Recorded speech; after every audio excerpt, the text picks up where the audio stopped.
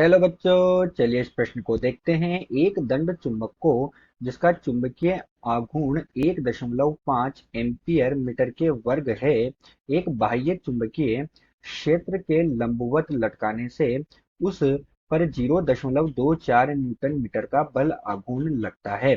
पहली स्थिति दी गई है, चुंबकीय क्षेत्र का मान क्या है। दूसरी स्थिति दी गई है, इस स्थिति से स्थायी संतुलन की स्थिति में आने पर चुंबक की स्थितिज ऊर्जा में कितना परिवर्तन होगा। और साथ ही तीसरी स्थिति दी है, यदि यह चुंबक 100 फेरों वाली तथा 150 सेंटीमीटर वर्ग तल क्षेत्रफल की धारावाही कुंडली के तुल्य हो तो कुंडली में धारा का मान क्या होगा। तो चलिए बच्चों, हम सर्वप्रथम इस प्रश्न की मुख्य अवधारणा पर चर्चा करते हैं। और उसके लिए बच्चों मैं यहाँ पर लिख रहा हूँ मुख्य अवधारणा। क्या लिखा बच्चों? मुख्य अवधारणा।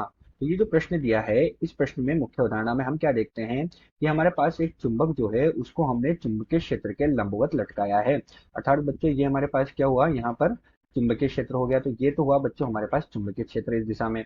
तो ये है चुंबकीय क्षेत्र। अब इस चुंबकीय क्षेत्र, तो ये हमारे पास इस दिशा में है और इसके लंबवत जब हम एक चुंबक को लटका रहे हैं, अर्थात हमने क्या किया, यहाँ इसके लंबवत एक दंड चुंबक को लटकाया। ये इसका उत्तरी ध्रुव है बच्चों, क्या, एन, और ये दक्षिण ध्रुव क्या है, एस है। तो हमने जब इसको इसके लंबवत लटकाया तो क्या होगा, ये जो चुंबक इसके लंबवत लटकेगा तो क्या होगा बच्चों, यहाँ पर एक बल आघूर्ण उत्पन्न होगा। क्या होगा, यहाँ पर एक बल आघूर्ण उत्पन्न होगा। वो बल आघूर्ण उत्पन्न होगा जिसे हम किससे प्रदर्शित करते हैं, तो से प्रदर्शित करते हैं। किससे प्रदर्शित करते हैं, तो से प्रदर्शित करते हैं। तो जब भी हम दंड चुंबक को चुंबकीय क्षेत्र के लंबवत लटकाते हैं तो वहां एक बल आघूर्ण लगने लगता है। यही हमारे पास इस प्रश्न की मुख्य अवधारणा है। तो चलिए बच्चों, मुख्य अवधारणा के पश्चात हम देखते हैं कि हमें प्रश्न में क्या क्या दिया हुआ है। तो बच्चों यहाँ हमें प्रश्न में दिया है और हम लिख रहे हैं, हमें प्रश्न में क्या दिया, चुंबकीय आघूर्ण दिया 1.5 एम बराबर, जिसे हम एम से दर्शाते हैं एम्पियर और मीटर के वर्ग के बराबर दिया।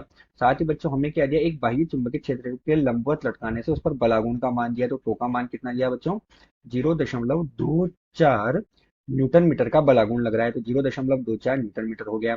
और इसी के साथ हमसे क्या कहा बच्चों, फेरों की संख्या कितनी है इसमें, फेरों की संख्या हमारे पास 100 है।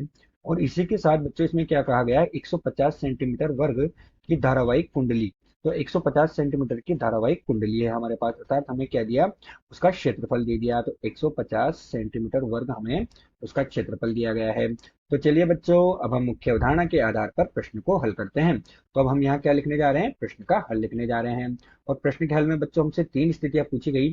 पहली स्थिति में पूछा कि इस पर लगने वाले चुंबकीय क्षेत्र का मान क्या है। तो बच्चों चुंबकीय क्षेत्र का मान हम निकालेंगे, लेकिन हमारे पास बल आघूर्ण कितना होता है बच्चों, बल आघूर्ण होता है टो बराबर एम गुणा बी गुणा साइन थीटा।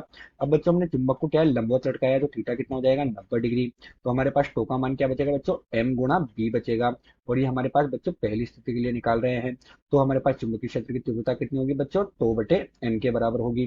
टो का मान अर्थात बल आघूर्ण का मान बच्चों हमें कितना दिया गया है, 0.24, 0.24, और इसका मान कितना दिया गया है, 1.5।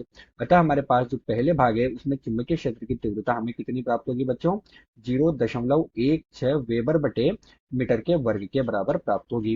अतः इस प्रश्न के पहले भाग में हमें चुंबकीय क्षेत्र की तीव्रता ज्ञात कर ली है। अब बच्चों इसके दूसरे भाग पर चलते हैं और इस प्रश्न के दूसरे भाग में बच्चों हमसे क्या पूछा गया है। तो हम देखते हैं कि इसके दूसरे भाग में हमसे पूछा गया है कि स्थायी संतुलन की स्थिति में आने पर चुंबक की स्थितिज ऊर्जा में कितना परिवर्तन होगा।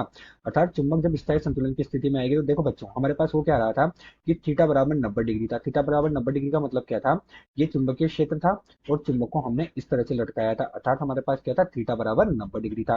लेकिन बच्चों स्थायी संतुलन में आने का क्या मतलब है, चुंबकीय क्षेत्र तो यही रहेगा लेकिन ये चुंबक इस दिशा में हमारे पास होगी, अर्थात थीटा का मान बच्चों कितना होगा, 0 डिग्री होगा। अर्थात हम क्या करना चाह रहे हैं, स्थायी संतुलन में लाने के लिए चुंबक को 90 डिग्री से 0 डिग्री तक घुमाना चाह रहे हैं।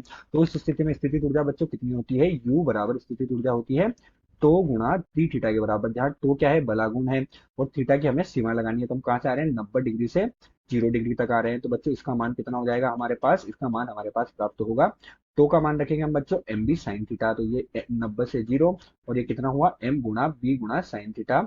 और ये डी थीटा हो जाएगा। अतः हमें बच्चों स्थितिज ऊर्जा का मान क्या प्राप्त होगा यहाँ पर, इसे हल करने पर स्थितिज ऊर्जा का मान हमें प्राप्त होगा ऋण m गुणा b गुणा और किसके बराबर आ जाएगा, कोस थीटा के बराबर आ जाएगा। अब बच्चों हम क्या कर रहे हैं, इसको थीटा बराबर 0 डिग्री तक ला रहे हैं 90 डिग्री से, तो थीटा बराबर 0 डिग्री तक लाएंगे तो यू का मान हमें कितना प्राप्त होगा, स्थिति ऊर्जा का m गुणा b के बराबर हमें इसका मान प्राप्त हो जाएगा। यहाँ इन दोनों के मान हमें दिए, इसका मान कितना है बच्चों, ऋण 1.5 और चुंबकीय क्षेत्र की तीव्रता का मान हमने अभी अभी निकाला 0.16।